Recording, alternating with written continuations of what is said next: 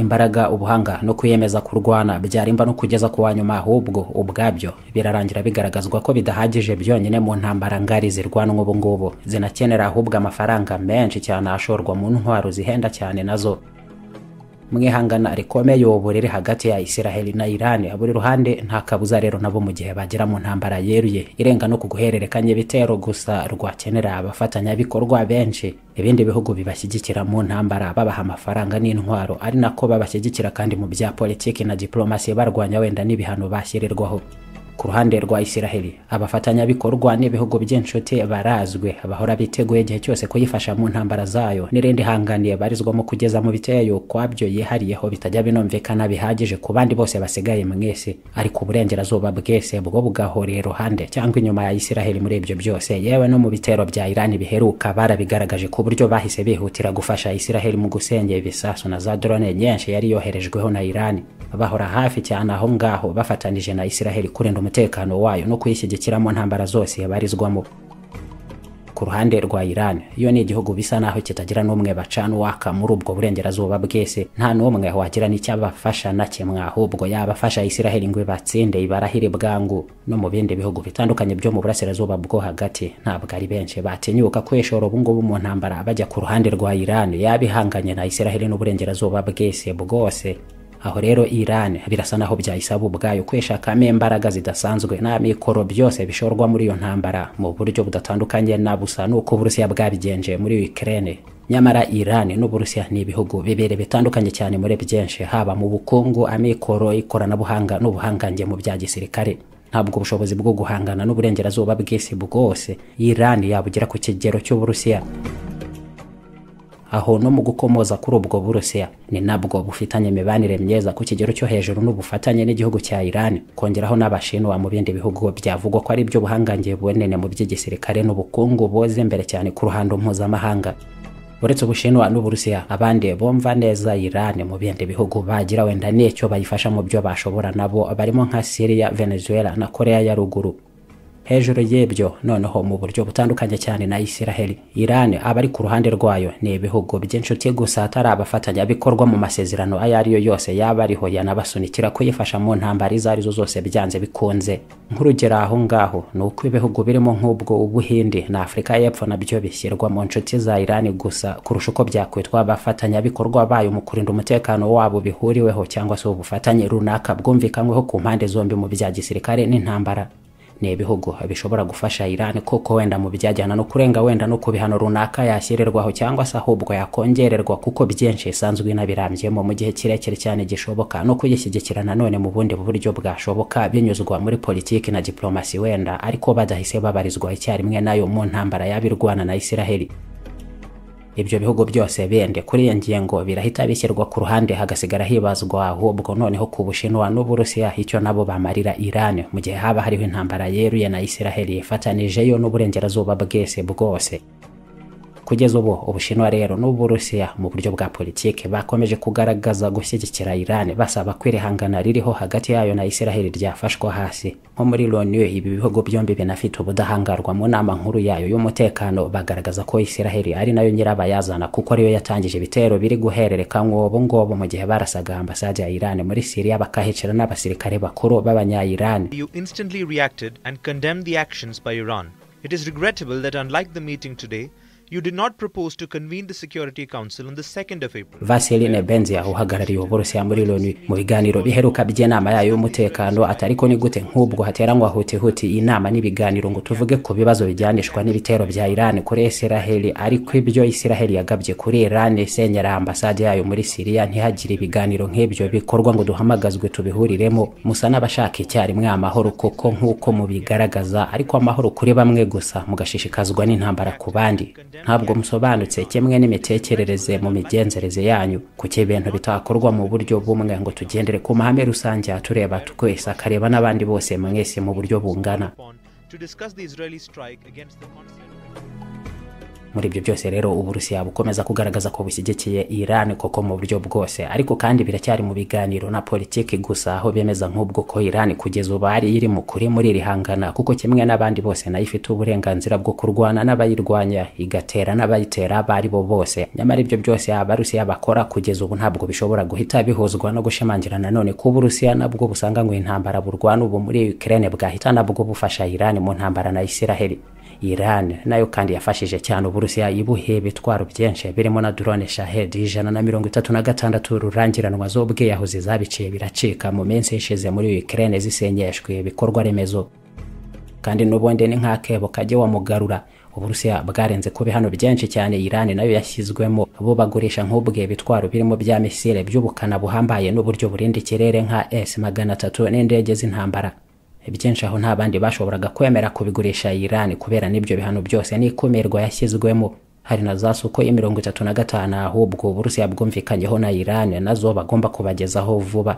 Izo nazo zikabonwa nanone nk'izashyira Iran nayo ku kigero cyahangana n'indege z'intambara za Israel nka za F-35 zirengeje ubushobozi izindi ndege zose Iran yari ifite kugeza ubu. Uretse ibyo byose Iran n'Uburusiya ni ibihugu binasangiye umwanzi umwe ukomeye mu buryo bwa ideoloji rusange bahuriyeho n'amahame babusaniraho bombi nawe mu buryo bukomeye. Leta Zunze Ubumwe za Amerika n'uburengerazuba bw'isi inyuma yazo. Ibyo bituma ibihugu byombi byarashyiriweho uruhuri rw'ibihano n'urwo ruhande bahanganye. Byabasunikiye rero nabo mu kwihuza nta yandi mahitamo yari yose ashingiweho, ahubwo nk'ibisa cyangwa ibisanishwa bisabirana nabyo.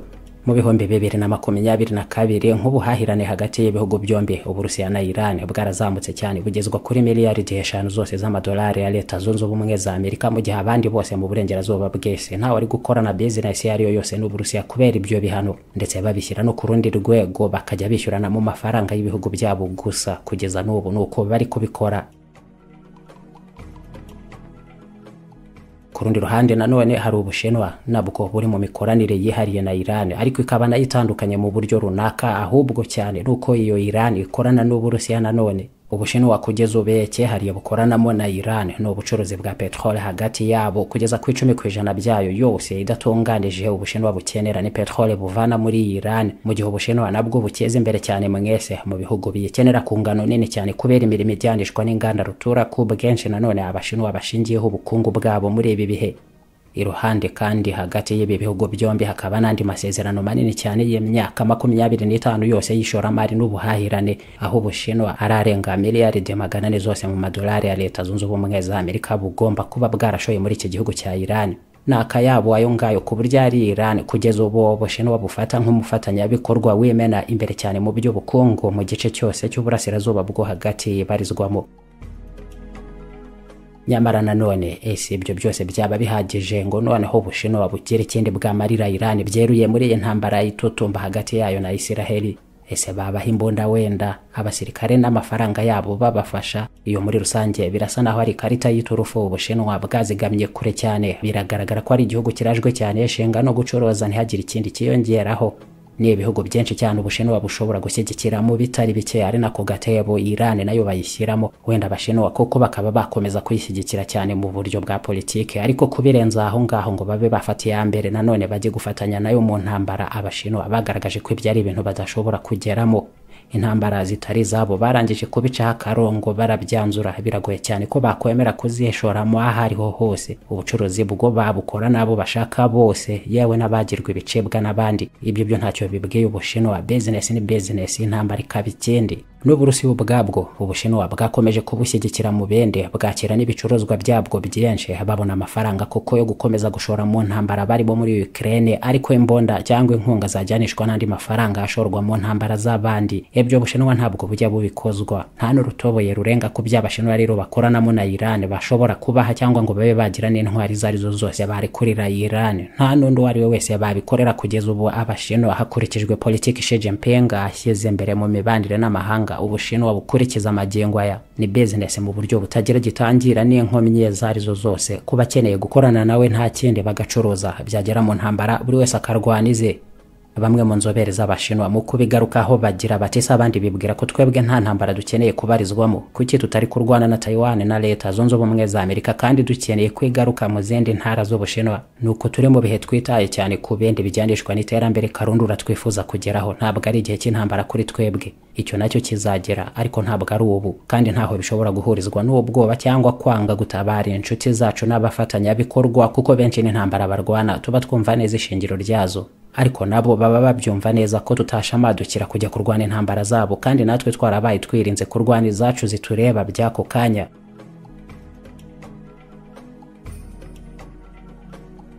Amahame akarishye cyane y'Abashia ahanganisha Iran n'ibindi bihugu bitandukanye by'Abayisilamu byiganjemo Abasuni, nacyo ni ikibazo cyateje imibanire mibi cyane hagati ya Iran n'ibyo bihugu bindi, kugeza ubwo nabyo biyifata nk'umwanzi wabyo ukomeye, banarwana byeruye ahubwo igihe icyo ari cyo cyose, ku buryo rero mu gihe Iran yabirwana na Israel, ibyo bihugu by'Abarabu b'Abayisilamu mu burasirazuba bwo hagati nabyo bitabura ahubwo kwifashiriza cyane Israel aho kubarizwa ku ruhande rwa Iran.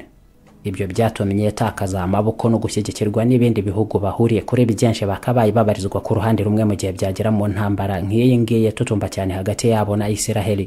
Ni nabyo biheruka kwigaragaza mu mpera z'icyumweru gishize, ubwo Yordania ubwayo yasenye hejuru y'icya kabiri cya drone zose Iran yari ishoye kuri Israel mu bitero yakoze. Ku rundi ruhande Arabia Saudite nayo muri ibyo byose ni uruhande rwa Israel n'uburengerazuba bw'isi bariho mwihangana na Iran. Ibyo byose rero biragira Iran nyamuke ikaba yamera nk'iri yonyine n'abarwanyi gusa barimo nk'aba Houthi, Hezbollah na Hamas. Ibyo bakora byose n'ubundi abobo ni Iran baba babikesha. Kurwana yonyine rero na Israel ifite ubufasha bwose bw'uburengerazuba bw'isi n'abo bandi bose bayishyigikiye, ni ibintu bisa naho Iran itakwivana imbere yonyine, ku buryo uretse bitero biherereka nk'uko naho ubundi ntambara rusange yeruye na Israel, iyo Iran nayo bisa naho ntaho yahereye kururira ubwayo cyangwa ngo yizere kugira intsinzi iyo ariyo yose yayivanamo. Aho rero mu kuba Ubushinwa n'Uburusiya bavugira Iran bakagaragaza ko banumva neza ishingiro ry'ihangana ryayo na Israel, bakagaragaza kandi kugeza ubu kweri mu kuri ahubwo ari Israel iri kugambirira gutangiza intambara nayo, byose ntabwo bishobora gusobanura ko banakwemera kubarizwa muri iyo ntambara na Israel nabo bashyigikira Iran, kandi nanone mu buryo bw'inyungu zifatika, business n'amafaranga nibo babihomberamo nabo. Nk'ubwe ikindi gice kinini cya petrol Ubushinwa bukenera 15% byayo bayivana muri Arabia Saudite, nayo nanone ihanganye na Iran.